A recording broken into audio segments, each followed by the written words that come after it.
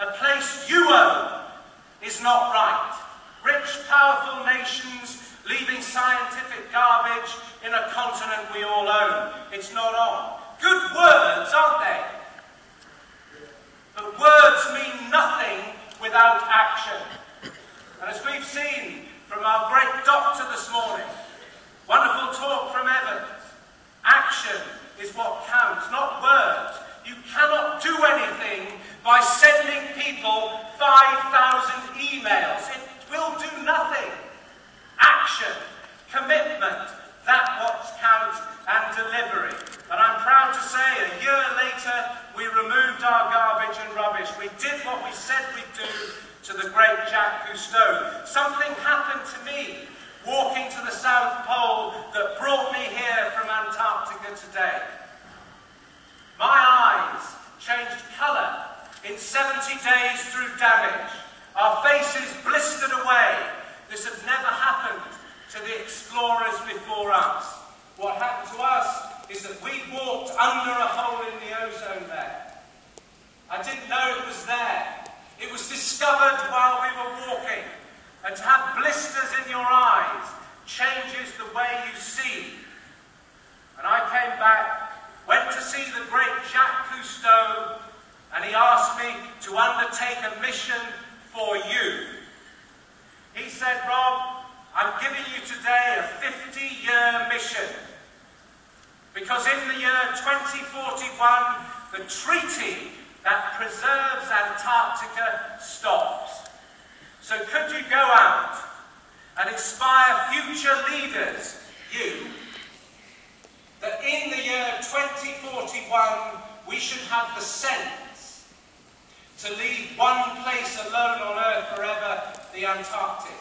I'm 20 years into that mission. I've got 30 years to go, and you are now part of it. However, my dream was to walk to both poles, so now we head north. 8 of us from 7 nations. I have not come the whole way from Antarctica. I can hardly see. I'm moving. But I've come because of one thing. No one is inspired unless you engage them. Remember that in life. Engage people. Be part of what's happening.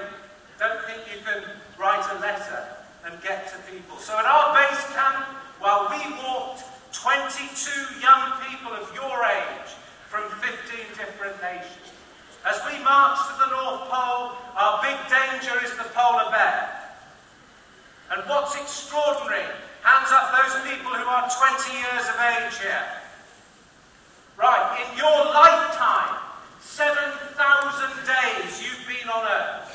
And in your lifetime, the species of the polar bear has gone from untouched to endangered.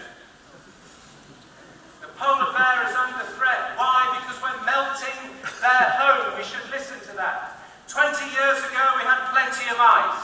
Here's me coming in from washing at -44 degrees Celsius.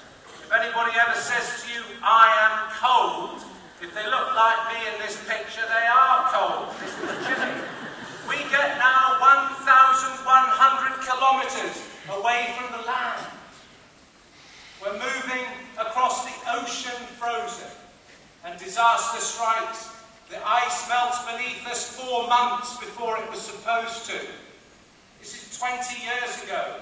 I might be the first person in history to walk to both poles, and I might end up being the last in one lifetime, because there's no ice left to walk on. And eventually, 8 of us from 7 nations, after a desperate struggle, stood at the top of the world. I hadn't done it, we'd done it. And we flew a flag which I hope is still important to you. Our flag, the flag of the United Nations. I went back to our base camp to meet our young people. They saw this in the Arctic. Words count for nothing. People of your age on our expedition saw this. And they wrote so many letters to the government concerned that all of that was removed the next year at taxpayer taxpayers' expense. It's never too early to start or too late to start. I then visited the first World Summit ever on the environment nearly 20 years ago in Rio de Janeiro. And I spoke to all the world leaders for 5 minutes. Problem was, it was 8 o'clock in the morning. And they were all asleep. It wasn't the best talk I've ever done, but at the end of it, this is what they challenged us to do. Think about the planet, do something at home.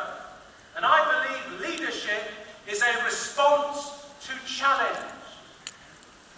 And my response was, we would undertake a 10-year mission involving you, young people from around the world. And we would come back to the next World Summit and inspire everybody in 2002. For the World Leaders Global Mission, I took my customers, you with me, 35 young people, 25 nations, but from nations that suffer conflict. Northern Ireland, Catholic and Protestant. India, Pakistan, Israel, Palestine,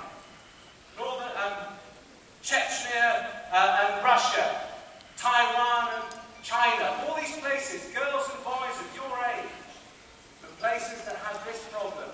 To one place on Earth we should never fight about, Antarctica.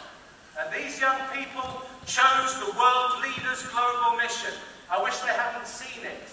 They saw 1,500 tons of twisted metal left in Antarctica by the former Soviet Union. It took us as a team 8 years to clear this garbage. 8 years of our lives. Took down an old ship, loaded it by hand. That took 4 months. And I'm really proud to say that all the way from Antarctica, we took this garbage back and recycled it in the country of Uruguay, South America.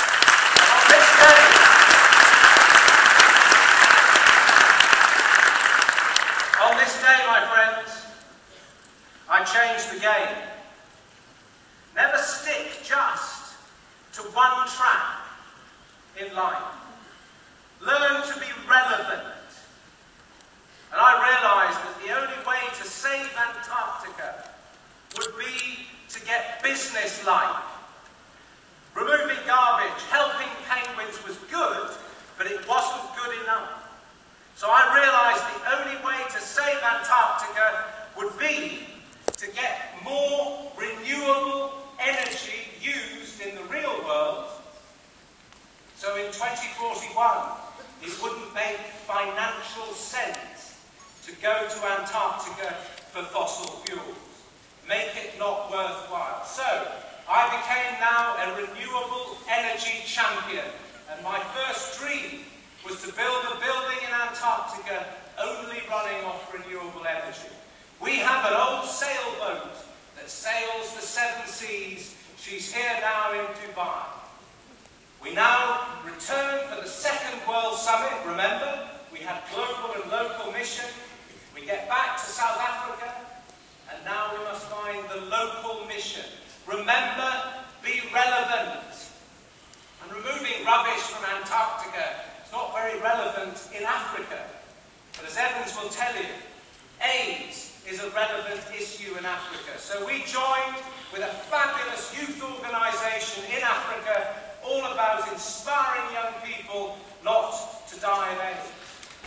And to get their attention, we made the longest overland voyage ever made in history with our yacht. Think big, go for it.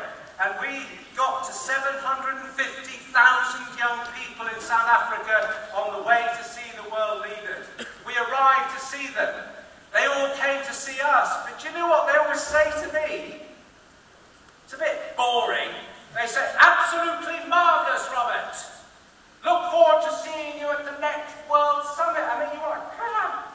After the efforts that one has made. So, what do we do now? What have I just been doing in Antarctica? I take young people from all over the world, from lots of different nations. We get together at the bottom of South America in Ushuaia. Young people from all over the world. A huge focus on the massively important country of India. huge focus on the massively important country of China. For those people from India or China here, we must become the solution in India and China, not the problem. Because if we get it wrong in India and China, it actually doesn't matter what we do anywhere else. So I've worked with India and China. I have a fantastic team of 11 people from the United Arab Emirates. And girls, wonderful that you've come. We had the first Emirati lady ever in history on our expedition. And you can see her here.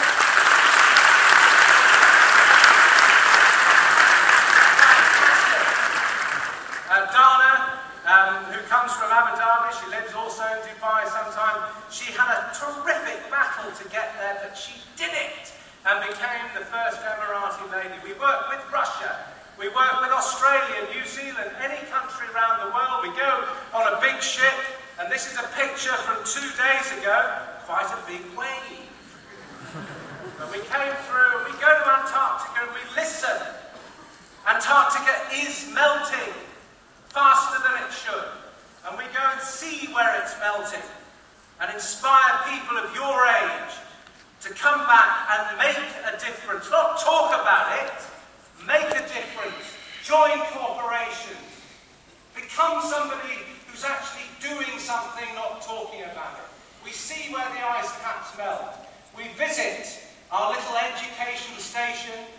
I lived there a month ago for 3 weeks, only on renewable energy.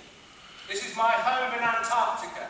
All power, all energy off renewable sources. If we can do it in the Antarctic, we can use a bit more here. And as I speak, we're on the voyage for cleaner energy with our yacht around the world. We've been around the United States, we've been in Europe, and everywhere we go, we show young people, just like you, how renewable energy can work. We have the first ever solar panel sail on a yacht, and it works. We went to the Copenhagen summit, and now we are here in Dubai, our yacht having a bit of a holiday in the sun, relaxing, before we go on to India, then China, but before that we are going to make a voyage around the all-important Middle East. My goal next year is to have more people from the Middle East on our yacht to the Antarctic. And girls, there's no excuse now. Dana has shown it's possible for you to come. Now, finally, how many people here know there's a hole in the ozone layer? How many people here honestly know that the hole in the ozone is fixing itself? Honestly. Not many. Why? Because it's good news. How many people have ever here heard of Sir Robert Swan? About 2 of you. Why? Because I'm good news. So guys and girls, don't ever be anything else but positive. Let's all be discovered, having tried to do the right thing. And finally, a bit more walking. At the end of next year, I return to the South Pole and make a journey of 900 miles backwards, only using renewable energy for my survival. It's touch and go if we can do it. But I intend to return there to show you that if I can survive in the most hostile place on earth, only using renewable technologies, we can do it more here. So finally this. It's not somebody else's problem. It's our problem. And we need to engage. I leave you with this one simple idea. A couple of words that I've tried to live by, and rather failed actually, but I'm working on it. The words are,